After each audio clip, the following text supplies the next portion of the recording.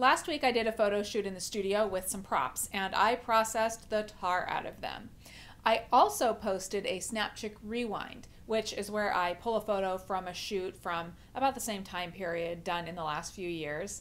And this one was from 2 years ago, and it was a high-key studio shoot where I did a bunch of outfit changes, but included no props or fancy makeup or anything. And I did zero post-processing. Now, those two things, in combination with my newly expanded studio space and new-ish roll paper backdrops, made me want to do a simple shoot in the studio this week. So I did.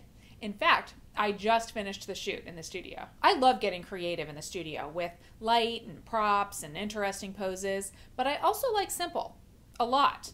Sometimes I feel like I can get caught up in all that stuff, like as a photographer, I want to get my lighting just so, or I want to drag a bunch of stuff into the studio.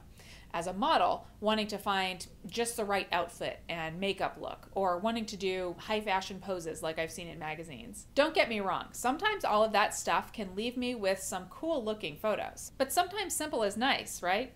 Yeah, that's what I thought too. So when I hopped into my studio, I pulled a bunch of paper out and set up my camera, put on some music, and snapped away. It was just me moving around. I was thinking in my head, stay relaxed. I was hoping that the photos ended up being more off-the-cuff looking than contrived.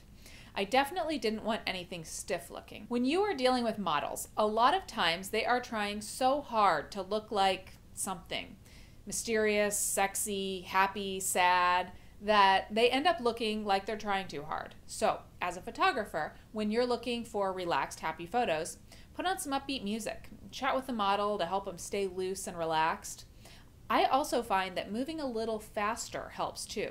Like, instead of waiting until they get into a pose, or instead of counting them into each shot, just start snapping. See what they do.